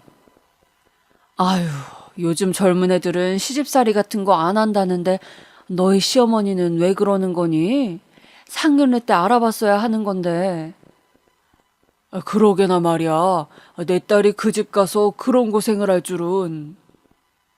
아버지는 한숨으로 일관하시며 자식 걱정을 뿜어내셨고 엄마는 조용히 눈물까지 흘리셨어요. 그 눈물을 보니 더 마음이 아팠습니다. 그래도 부모님과 이런 소소한 시간을 갖고 나니 또 사람이 일어설 힘이 생기더라고요. 처음엔 집도 가기 싫고 남편 얼굴도 보기 싫었는데 일단은 가서 다시 잘 이야기해봐야겠다는 생각이 들었습니다. 어찌됐든 내가 결혼 상대를 선택한 사람이고 여기서 끝내기엔 서로 아쉬움이 있을 것 같았으니까요. 그래서 그 길로 부모님과 헤어져 저는 집으로 돌아오게 되었습니다. 그런데 집에 도착하자마자 저에게 미안하다고 할 줄 알았던 남편은 없고 웬 시어머니가 떡하니 집에 앉아 TV를 보고 있더라고요. 그러더니 저에게 한다는 소리가 너 친정으로 도망갔다 해서 왔다? 였어요. 순간 할 말이 없어졌습니다. 그래서 뭐 어쩌라는 건지. 근데 시어머니의 의중은 그 이후 행동에서 드러나기 시작하더라고요. 갑자기 저에게 결혼 전 이야기를 꺼내더라고요. 너희 집 친정 결혼할 때 돈 한 푼 제대로 안 보태줬지? 나 그거 다 감안하고 허락해 준 거다. 나는 원래 내가 원하던 예단비도 어느 정도 있었고 예물도 있었어. 근데 내 아들이 니네 집 그 가난한 사정 생각해서 예단도 예물도 하지 않겠다고 하더구나. 그것도 마음에 안 들었지만 네 처지 생각해 허락해 준 거야. 근데 내가 호의를 베풀어 줬으면 너도 그만큼 봉사를 해야 하지 않겠니? 나한테 돌아오는 게 있어야 하지 않겠어? 그러니까 지금 어머니는 제가 어머님한테 무슨 봉사라도 해야 한다는 건가요? 도대체 무슨 봉사를 원하시는 건데요? 아, 어머니 집 가사 도우미요? 그 역할 말씀하시는 건가요? 죄송한데요, 어머니. 저는 어머니 며느리지 그런 역할로 고용된 게 아니에요. 그 정도는 아시지 않으세요? 이게 어디서 바락바락? 야, 너 내가 저번부터 말했지? 말 조심하라고. 그지 같은 집에서 태어났으면 시부모 봉양이라도 제대로 해야지. 어디서 주둥이를 나불거려? 뭐요? 그지 같은 집이요? 어머님부터 말 조심하세요. 둘 다 제발 그만해. 그때였어요. 시어머니와 저 모두 잔뜩 흥분해 서로를 향해 나를 겨누고 있었는데 남편이 집에 들어왔고 처음으로 자기 엄마에게 큰 소리를 치더라고요. 시어머니는 그 소리에 놀랐는지 잠시 침묵을 지켰고 한동안 저희 사이에 정적이 흘렀습니다. 엄마 때문에 우리 결혼 생활이 위험해요. 그러니까 이제 제발 그만 좀 하세요. 얘도 힘들어요, 엄마 때문에. 그러니까 집도 나간 거 아니에요. 제발 우리 좀 냅두세요. 이럴 거면 어머니 원래 있던 집으로 돌아가시라고요. 남편이 이렇게 대놓고 시어머니 앞에서 제 편을 들어준 건 처음 있는 일이었습니다. 아마도 제가 친정에 가 있는 동안 자기도 뭔가 느낀 게 있는 모양이었죠. 아무튼 남편이 호되게 소리를 치고 나니 시어머니도 충격을 먹은 듯 잠잠해져 그대로 문 밖으로 나가셨어요. 그 이후로 시어머니는 신기하게도 저한테 그 어떤 연락도 하지 않고 남편한테도 그랬습니다. 몇 달 정도 그 상황이 유지되자 이제는 시어머니도 좀 눈치를 보시는 건가 해서 다시 한번 시댁에 들러볼까 생각도 해보았지만 저에게 쏟아냈던 막말들을 쉽사리 용서하고 싶지 않았습니다. 근데 이것은 전조 증상일 뿐이었어요. 더 큰 일은 그 뒤로 이어지더라고요. 시작은 부모님의 연락이었습니다. 어느 날 저희 부모님께서 이제 시골로 내려가신다는 연락이 왔어요. 전부터 두 분 다 귀농에 꿈이 있으시긴 했지만 시기가 갑작스러웠던 터라 가서 농사를 지을 거냐 물으니 웃으며 그러시더라고요. 네 아빠랑 같이 돼지 키워보려고. 돼지를 키운다고? 네 아빠가 벌써 흑돼지 10마리를 샀다. 거기서 차근차근 시작해보려고. 나 아는 사람도 그렇게 시작했다가 지금은 돼지가 몇백 마리라고 하더라. 마침 엄마 아빠랑 같이 내려가는 분이 축산업을 하신 분이라 그분한테도 배워보려고. 엄마는 어쩐지 오랜만에 들뜬 목소리였습니다. 그 목소리가 듣기 좋아 해벌쭉 웃음이 나왔죠. 그리고 저 역시 부모님의 새 출발을 응원해드릴 겸 엄마와 아빠가 자리를 잡았을 때 남편과 함께 내려가 보기로 했습니다. 그런데 저희가 부모님을 뵈러 내려간다고 하니 남편이 시어머니에게 이 사실을 말했나 보더라고요. 시어머니는 마침 휴가 겸 자기도 좋은 공기를 마시겠다고 그 근처를 친구하고 놀러 가기로 했다며 시간이 되면 들르시겠다 했습니다. 솔직히 불편한 사돈댁을 왜 오겠어요? 당연히 그저 빈말로 하신 말인 줄로만 알고는 넘어갔습니다. 그리고 부모님 농장에 내려가 안심하고 이곳저곳을 구경했는데요. 가장 기대하던 돼지 농가를 먼저 구경했는데 흑돼지 여러 마리를 실제로 보니 신기하더라고요. 또 한 마리 한 마리 이름을 알려주시는 아버지의 얼굴엔 행복한 미소가 가득하셨어요. 아빠 힘들진 않아요? 오는 길에 여쭤보니 오히려 시골 생활이 너무 잘 맞는다고 왜 이제야 내려왔는지 모르겠다며 너스레를 떠시더라고요. 그런 모습을 보니 저도 마음이 놓였습니다. 그리고 집으로 와선 엄마가 미리 준비하신 밥상을 내놓았는데 밥상 역시 며칠간 정성껏 준비하신 티가 역력했습니다.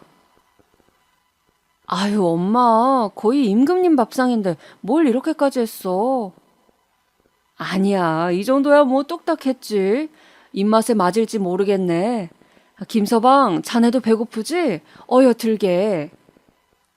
네, 감사합니다. 그렇게 숟가락을 들어 고봉밥을 한 숟갈 풀려던 참이었습니다. 그런데 때마침 시어머니에게서 갑자기 전화가 온 겁니다. 여보세요? 엄마 무슨 일 있어요? 전화기 넘어 대충 들으니 시어머니가 우는 소리를 하더라고요. 자기 친구가 아파서 먼저 올라갔다나 뭐라나 그래서 혼자 남겨졌는데 자기를 데리러 오라고 하더라고요.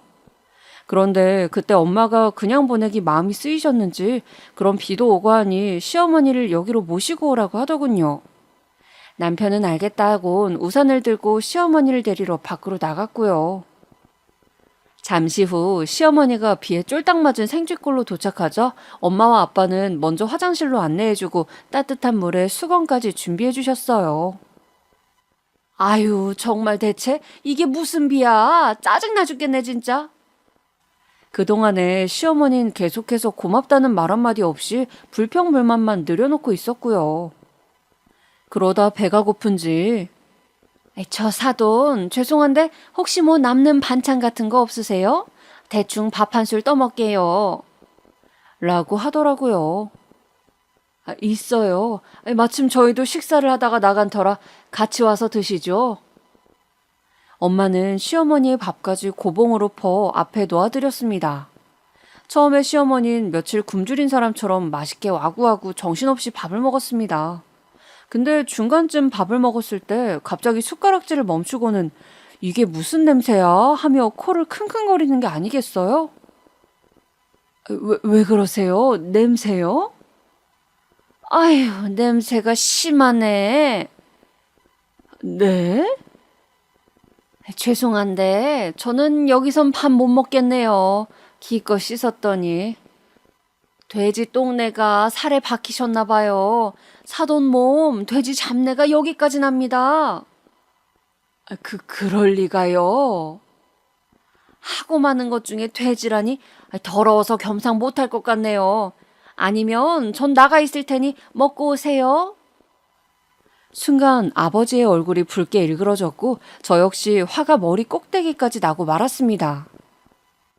어머님, 아무리 그래도 어떻게 돼지 똥내라뇨?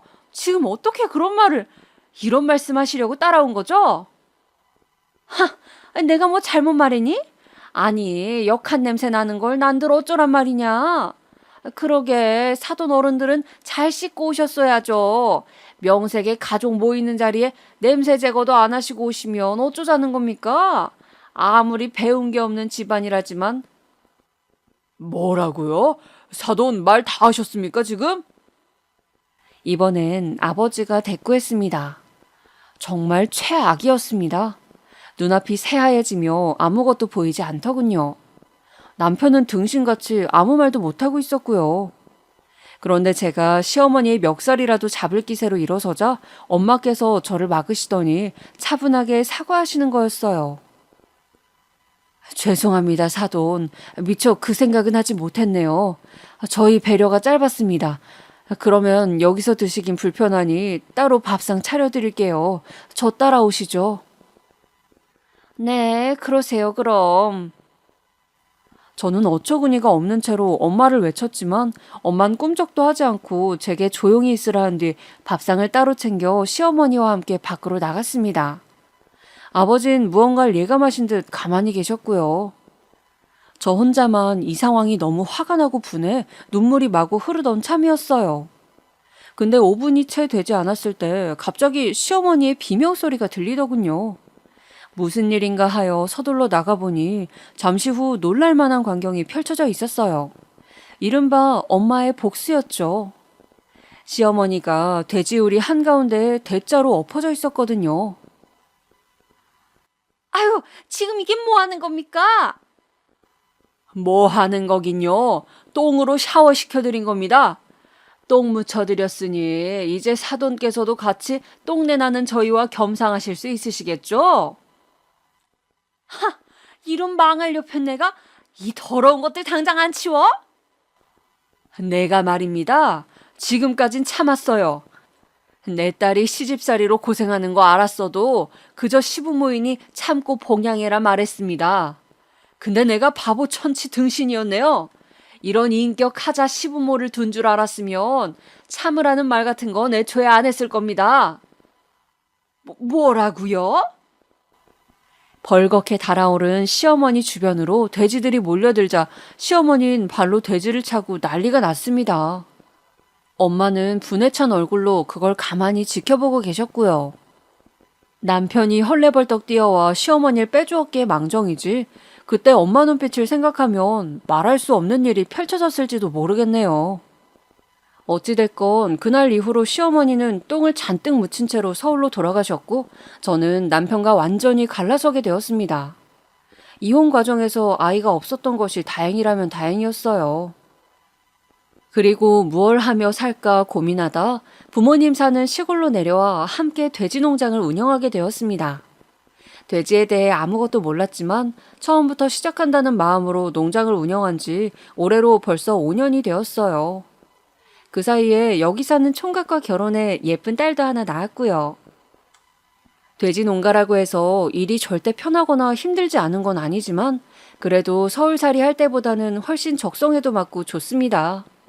특히나 과거 시어머니에게 시달렸던 걸 생각하면 말이죠. 가끔 엄마와는 그날 있었던 얘기를 하며 웃곤 합니다. 어느새 술안주가 되어버린 이야기지만 지금 생각해도 너무 속이 시원하거든요. 그렇게라도 딸을 대신해 시어머니를 돼지우리로 끌고 가신 엄마에게 너무 감사하고 사랑한단 말하며 마무리할까 해요. 아빠도 돼지 키우시느라 요즘 많이 고생하고 계시는데 제가 건강 잘 챙겨드릴 테니 무리만 하지 마시고요. 아시겠죠? 우리 가족 다 모두 사랑하고 또 사랑합니다.